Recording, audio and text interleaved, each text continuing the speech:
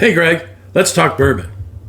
Merry Christmas everybody. So this is my Christmas video, and the topic here for my Christmas video is whether or not the hype around Sagamore 9-year is warranted.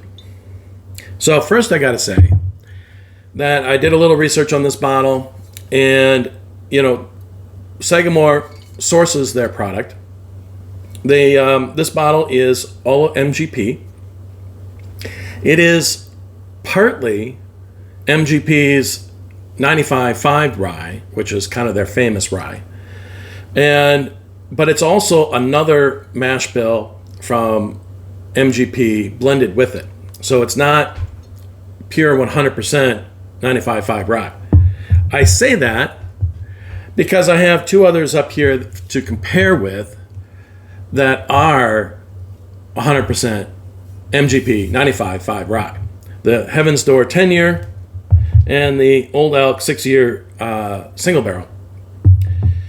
Now, I gotta tell you, just tasting these back and forth, I actually, while I really do like the Sagamore 9, it's good. It does have a little bit darker notes than these two bottles, probably because it's a blended with another mash bill. But it's also a little bit oakier, and I also say, I gotta tell you, I get a note, a plasticky kind of artificial note. I get that from Sagamore products, both of these. So first let's talk about that plasticky note for a second. I don't know what necessarily causes that. Maybe I'm not fully up to speed on how these processes are done here in modern times. Some of these, craft distilleries have this kind of plasticky, artificial kind of note. Sagamore is one of them. It's in both of these glasses. But it's also in Glen's Creek products, OCD5, Cafe au lait, and so forth. And I also get it a little bit, but maybe not quite as much, in Cedar Ridge products, which is why I have this one up here. Now this one happens to be the Cedar Ridge Rye Single Barrel, which is also fantastic and only $60. But it also kind of has a little bit of that artificial plasticky note to it. Since we were talking money there for a second, this bottle, if I recall, I think I bought this for $90, as well as I believe this. For comparison's sake, the Old Elk Single Barrel, I actually picked this up for $80. And the Heaven's Door 10-year, which is a small batch, this is normally $98. I actually picked this up for $48. I have a liquor store in the area that often gets some deals. They scour the web out there and they track down some overstocks and they sell them for cheap. So that's why I have this bottle. And you know what? I'm really surprised with this bottle. It's really quite good. So back to the Sagamore 9 and how I think this one that is not 100%, but it contains the 95.5 rye, but it's not 100% that. Comparing it to these two here that are 100% 95.5 rye from MGP, I gotta say I like both of these better than the Sagamore 9. Partly because the Sagamore 9 I think is a little bit too oaky in comparison, and also that it has that plasticky note, which these two do not have that plasticky note. Now between these two, how do I feel about these two? I think they're both really good. I actually like the 6-year single barrel from Old Elk better than the 10-year small batch from Heaven's Door. Part of it I think is because this is bottled at 100 proof and this one's bottled at like 122. Also, I think this single barrel here of Old Elk just has a little bit of darker, richer notes to it. That's just really quite lovely. Now, I know that a lot of brands out there have and use that MGP 95.5 rye. So, and I don't own all of them, But of the ones that I'm familiar with, if you're looking for who has the best version of it, I gotta say, go with the Old Elk single barrel 6-year rye here. It's really tasty. Now, so that's that part of our comparison.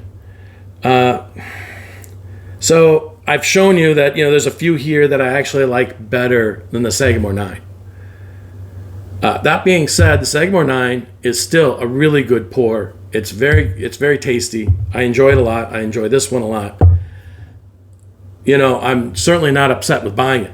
And I have done worse. So it is all of these, including this one right here that we're talking about. All of these are better than some of these famous bottles, right? They're better than this Midwinter's Night's Dram. This was $150, and all of these are better, even though this one was only 80 and this one was only 60, right? 90, 90, and 100. So I don't know. This one it's good, but it's kind of middling, and I expect more than middling from a $150 bottle. And it's also better. All of these are also better than this famous bottle, right? Old Forester single barrel strength rye. I'm actually, if I'm disappointed with any of these bottles, it's probably this one. This one cost me about $100, but was hard to get my hands on, right? And I'm not sure why. I find it to be very oaky. I find it to be very dark. And I don't know.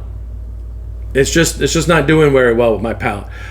I've put several $40 and $50 bottles ahead of this one in my tasting of this yesterday, because a lot of these bottles I just recently got. That's why I'm talking about that. I was just doing a big tasting yesterday, trying out a bunch of these. But I got to tell you, there is one that is way better than all of these, and that is this bottle. So this Heaven Hill Grain to Glass is absolutely fantastic. It is head and tails above everything else I've got here, above anything else I've got on my shelf. This bottle is amazing. So now there is a bourbon version of this and a Burr Rye version of this. They're okay. If you only get a chance to buy one bottle of this series, buy the rye. It's fantastic. So I'm just mentioning that this one here, if you're out, it is $150 and it can be hard to find, but if you're out there, if you can find it, this is what I would recommend as the best rye out there. It has some hype about it, but not nearly as much. I swear that this has far more hype than this, even though this is like, oh, amazing. So I don't know. I guess that's kind of where this falls into line for me. The Sagamore 9, it's good. No question about it, it's good. But there is better. In fact, I've got better here on my shelf. But I'm not upset about it. I'm not upset that I bought it. It's a good pour. So I got a bunch of ryes recently over the last little bit. And last couple of months, I would say.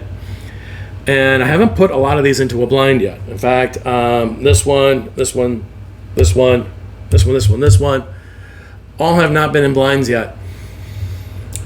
So to actually prove that where they fall in line, right? So just so you know, coming in the new year here, I'm going to be putting out some videos here where I'm going to be doing a series of rye blinds as I try to figure out where I would place them. But so look for those videos, in the next coming weeks. But until then, I hope you learn something from this video, and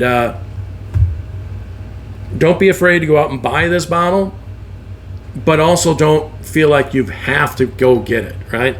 It's good, but it's not that good, right? So hope you enjoyed it. Peace out.